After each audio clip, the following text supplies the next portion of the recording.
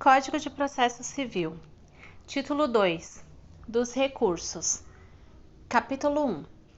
Disposições gerais. Artigo 994. São cabíveis os seguintes recursos: apelação. Inciso 2. Agravo de instrumento. Inciso 3. Agravo interno. Inciso 4. Embargos de declaração. Inciso 5. Recurso ordinário. Inciso 6. Recurso especial. Inciso 7. Recurso extraordinário. Inciso 8. Agravo em recurso especial ou extraordinário. Inciso 9. Embargo de divergência. Artigo 995.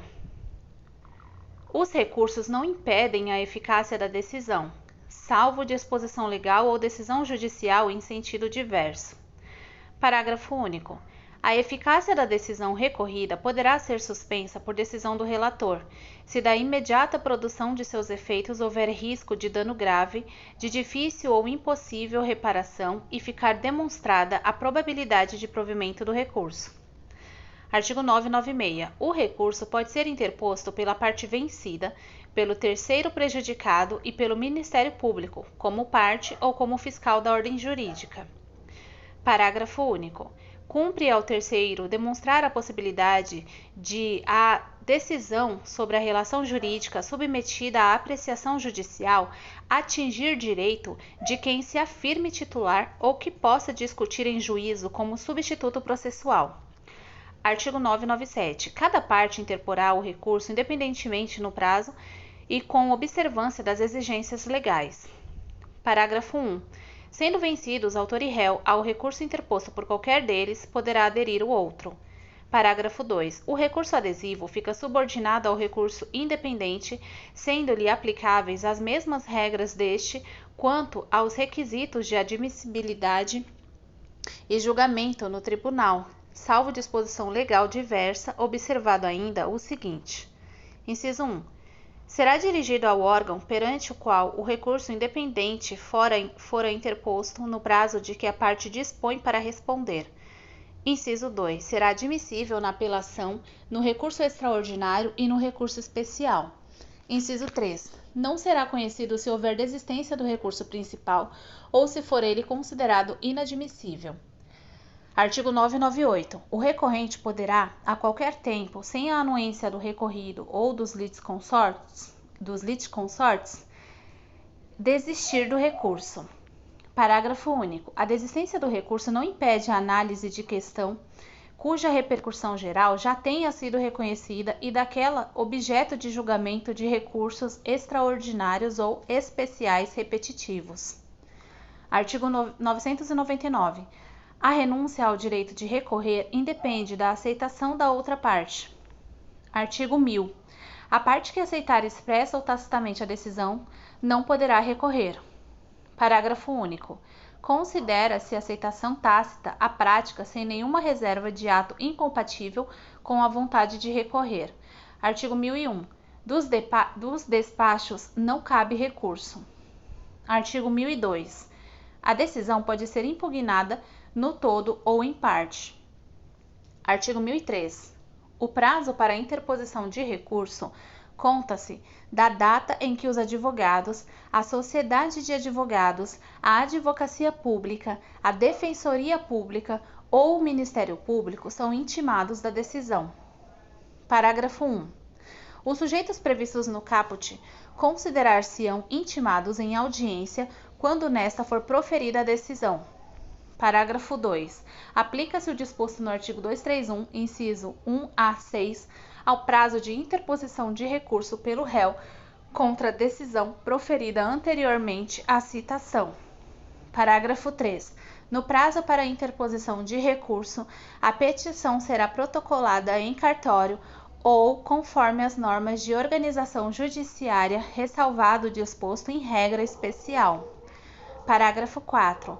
Para a aferição da tempestividade do recurso remetido pelo correio, será considerada como data de interposição a data de postagem. Parágrafo 5. Excetuados os embargos de declaração, o prazo para interpor os recursos e para responder-lhes é de 15 dias. Parágrafo 6.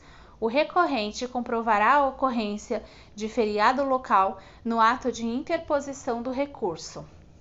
Artigo 1004.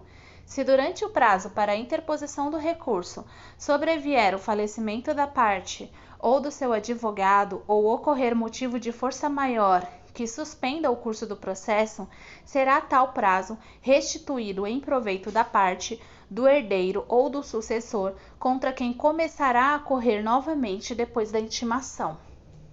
Artigo 1005. O recurso interposto por um dos litisconsortes a todos aproveita, salvo se distintos ou opostos os seus interesses. Parágrafo único.